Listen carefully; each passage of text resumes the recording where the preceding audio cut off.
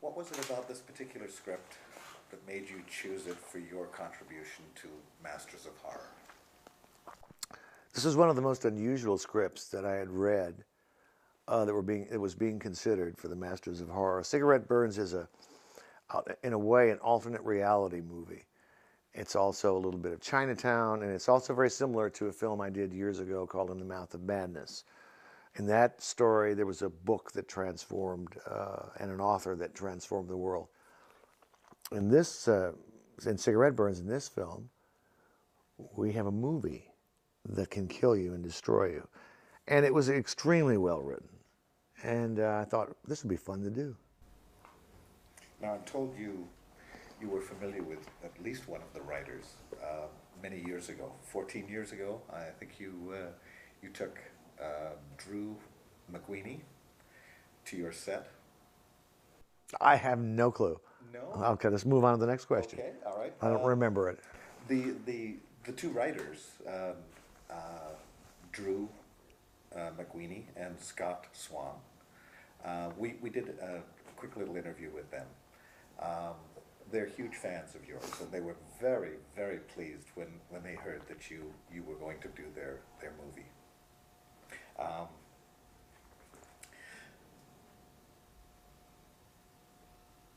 La femme absolue du monde.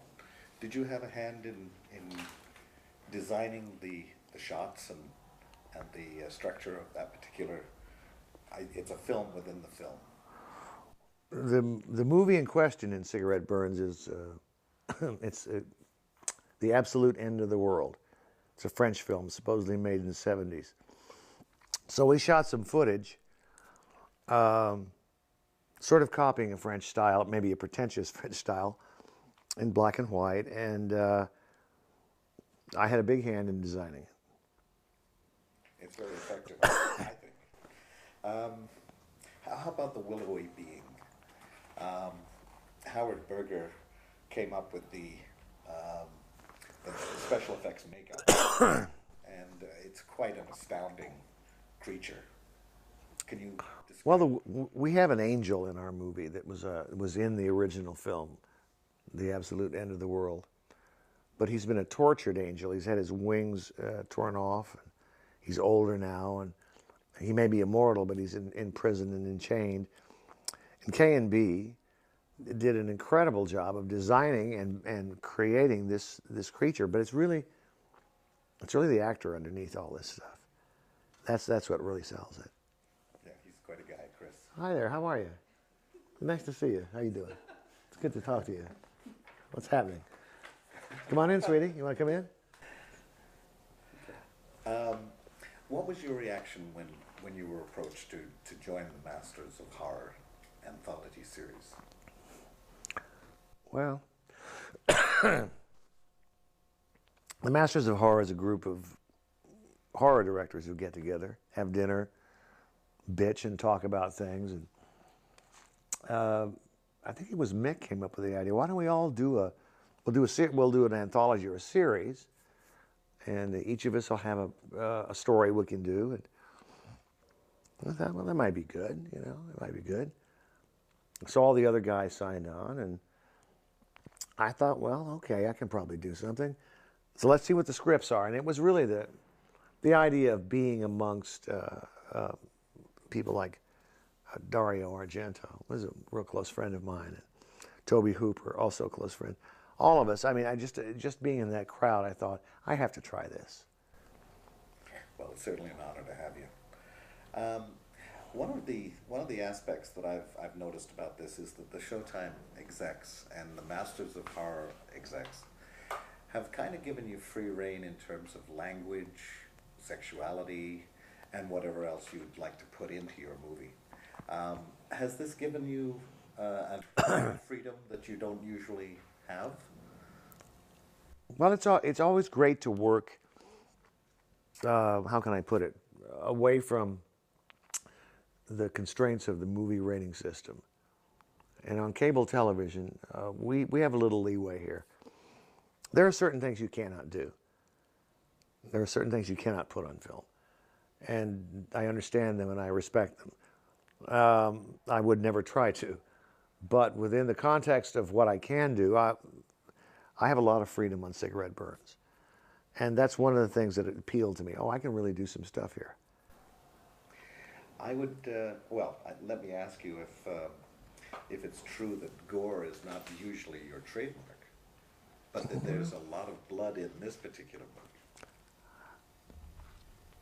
Well, cigarette burns has its taste of the viscera and blood, but I've done that in the past. I made a movie called The Thing that was somewhat tough. Horror doesn't need gore. Horror doesn't need it to survive. But occasionally, depending on the story, it's always nice to spice things up. So the audience begins to take you a little bit more seriously. And I'm enjoying myself. I'm thinking of the scene with Dalibor. Our man Kirby is gaffer taped to a chair, and Dalibor beheads the cab driver. That's a pretty heavy scene. Can you describe that scene, please? No. This is my worst interview, guys. Okay. All It's right. my worst interview. I could do all of this if it wasn't just now. Okay. All right. I really could. All right. Get on something I can just riff on. Okay. How about humor? Is humor an important part of filmmaking for you? Onward. Okay. How about any Easter eggs, jokes that you've placed in the movie that might be interesting for the DVD audience after they've seen the movie? Anything that you care to mention is what I'm after. I have a lot of little hidden things in cigarette burns, but I'm not at liberty to discuss them right now. But I think that the fans of horror will really enjoy this series. They're really going to enjoy this. All of us together doing this stuff. Hey there, pal. How are you? I'm coming.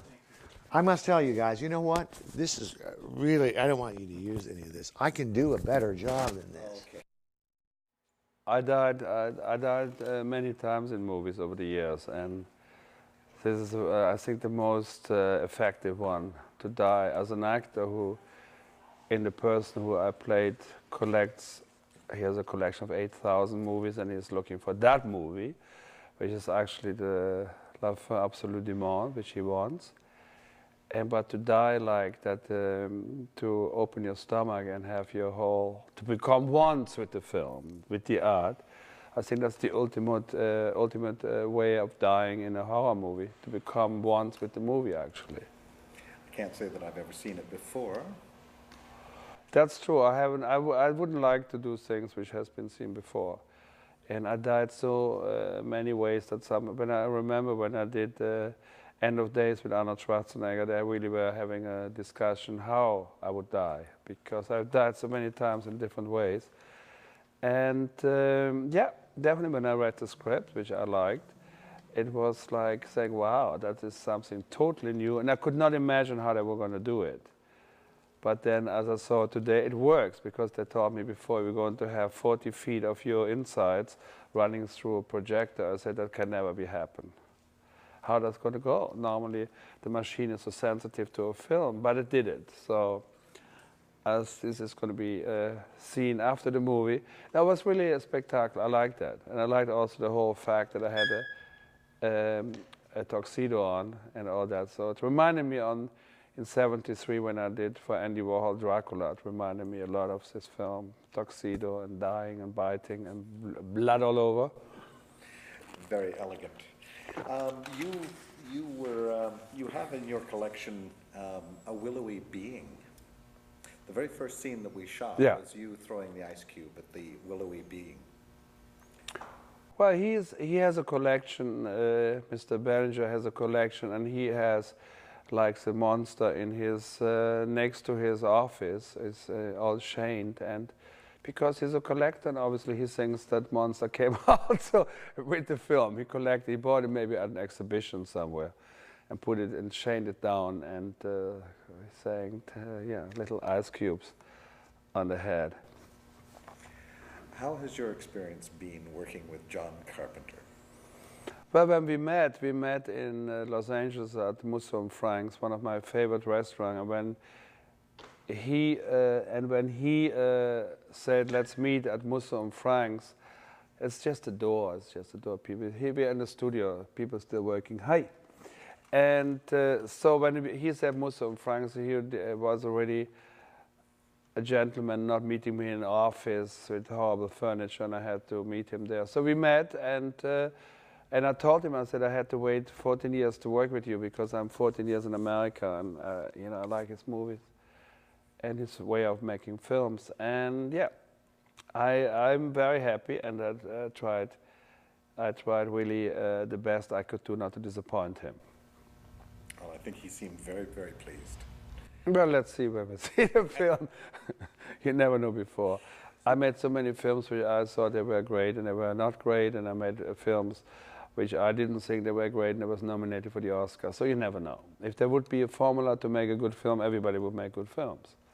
I mean, it always starts with the script, that all we actors know that the script has to be okay. Otherwise, even there is sometimes you have a bad script and make a good film, or the other way around. So, but that's first what you look for in a movie as an actor, the script. And I'm egoistic like every actor. I first look if I'm interested. If I'm page 3 and page 93, I'm interested in the movie, because at least I know I'm going through the whole film, not dying in the middle. And then I read the whole script. The writers told me this is their first project that has actually gone to film. What was it about the script that you liked? I liked my scenes. I liked the Shakespearean aspect of it. That he is a very sophisticated man, obviously. He has a library, at least. And I, in my private life, have a library too in Palm Springs. So, without books, just picture books. So, what I liked about it was just like the script and how original it was, because you know so many horror scripts, and I liked it, and that's why Your experience with Norman Reedus as Kirby. He's a very talented actor and a very nice person, and that's a good combination, because sometimes people are talented, not nice, or sometimes people have no talent, they're very nice. So he fulfills both what I like. So, we worked even before we got here, we worked over our text to get used to the voices of each other. And he's very talented and very nice, very nice, down-to-earth person. He does know a lot about things. Like I like actors who know about Matisse or Picasso and knows who some famous writers are.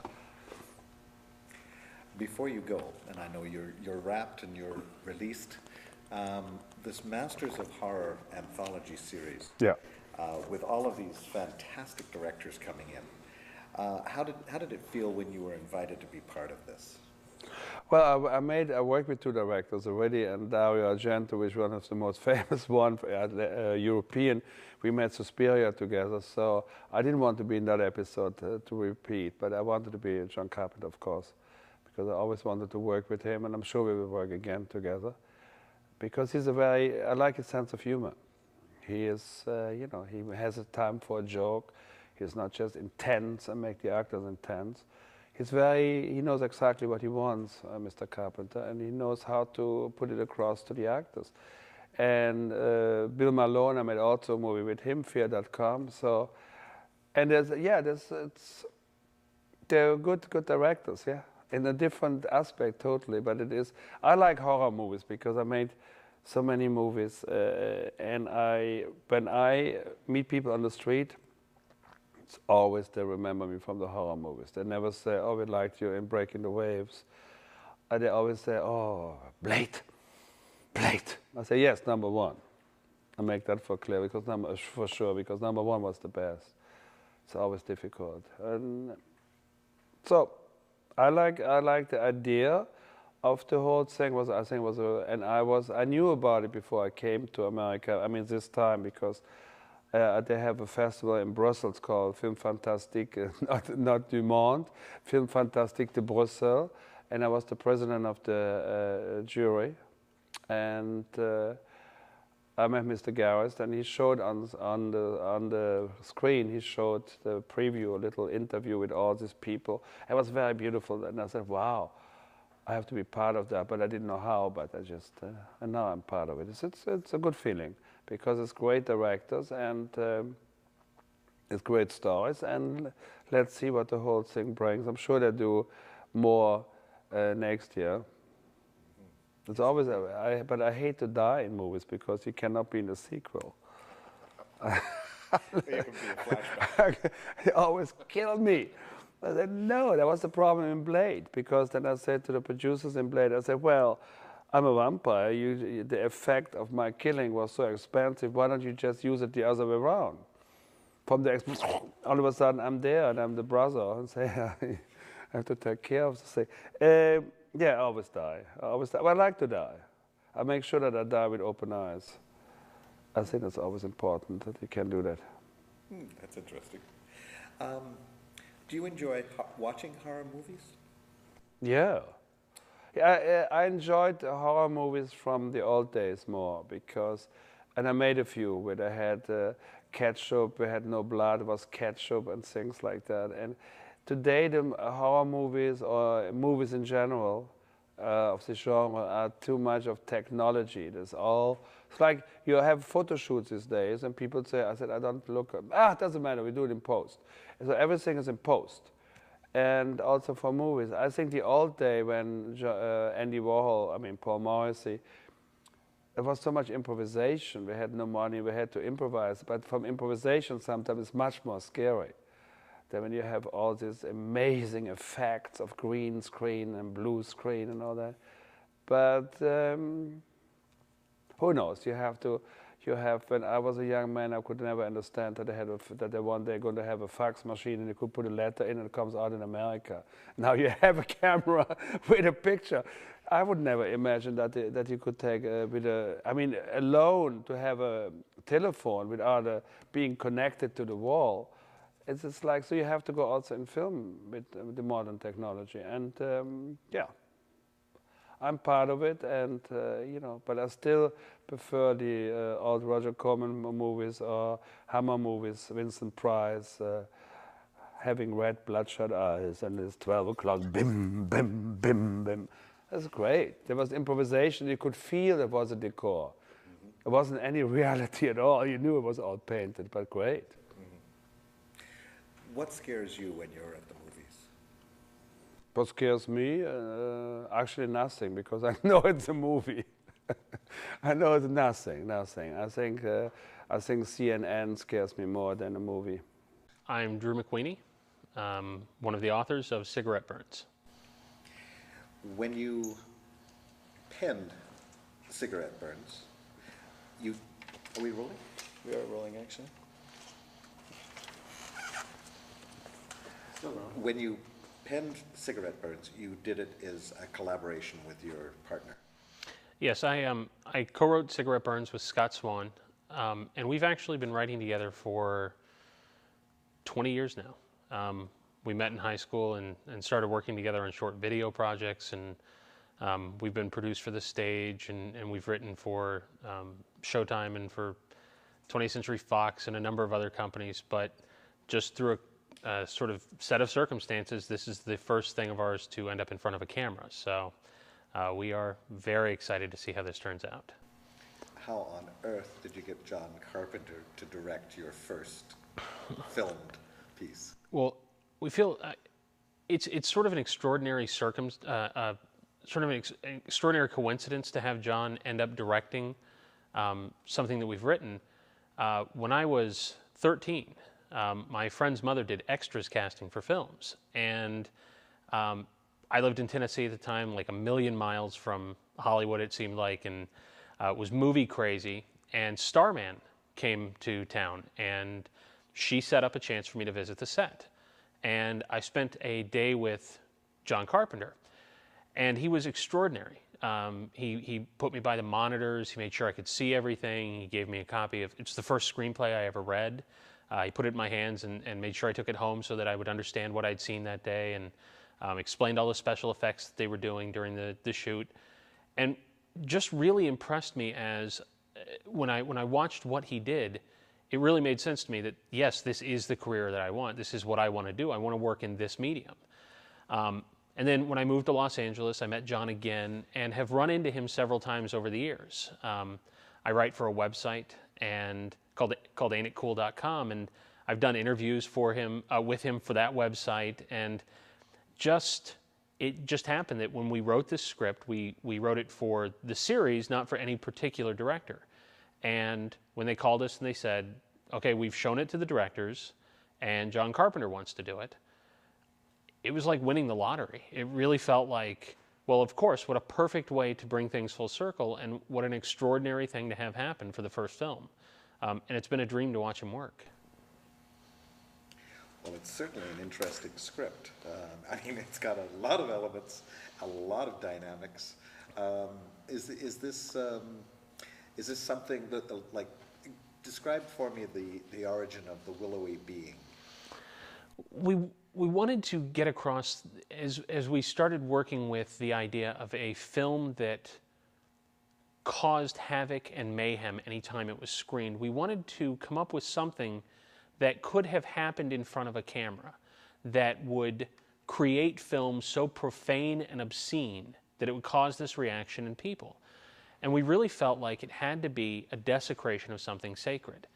And then the notion of Bellinger as a collector, it made sense that he would not only go out and collect props from the film, but the thing itself that had caused this in the first place. And there was something so pathetic and sad about the notion of an angel with its wings removed being kept somewhere, almost like a toy. And to see what they did with it and to see how they brought it to life, it really exceeded our expectations. That must have been a very weird day for you, seeing the willowy being for the first time. I haven't seen him in the flesh yet. I think tomorrow is the first time I see him. I've only seen the photos so far. Weren't you on set when we were there? My co-writer was here for the first days. It's been an extraordinary couple of weeks. I didn't make it up because my son was born the day that production started on this film. So it's really been an unbelievable couple of weeks. I really don't know if I'm coming or going at this point. It's just overwhelming. I'd buy a lottery ticket. I expected July 6th. I expected to walk outside and see $1,000 bills raining from the sky. It was just silly after a point. It's like, really, nothing better can happen today. How about the casting? Are you pleased with the choices made there? I'm extraordinarily pleased with the casting. I'm familiar with Norman Reedus' work from things like Boondock Saints or Blade 2, but I think we're seeing something here that we haven't seen from him before.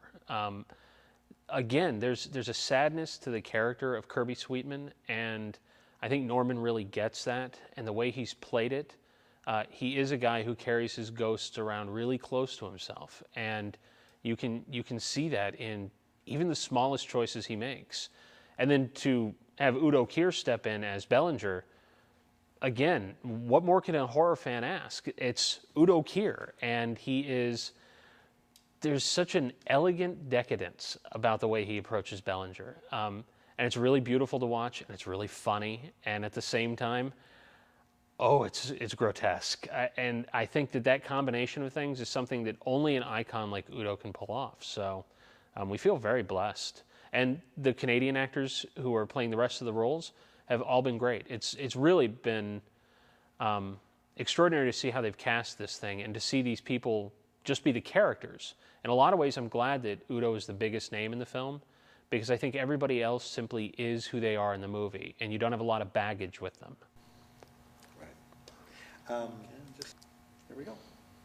The concept that Mick Garris has come up with for the Masters of Horror anthology series is absolutely astounding, to bring all these directors together. What was your reaction when you first heard about this series? Well, Scott and I have known Mick we've known Mick Garris since 1990, 1991, when we first moved to Los Angeles. And Mick was great. He was just a really generous guy that we met. We worked at a Laserdisc store that was mostly industry customers, and Mick was just a great guy who would invite us down to his sets and was very open about the process. And so we've kept in touch over the years. And when Mick called us and said, okay, we're doing this series, and we'd like you to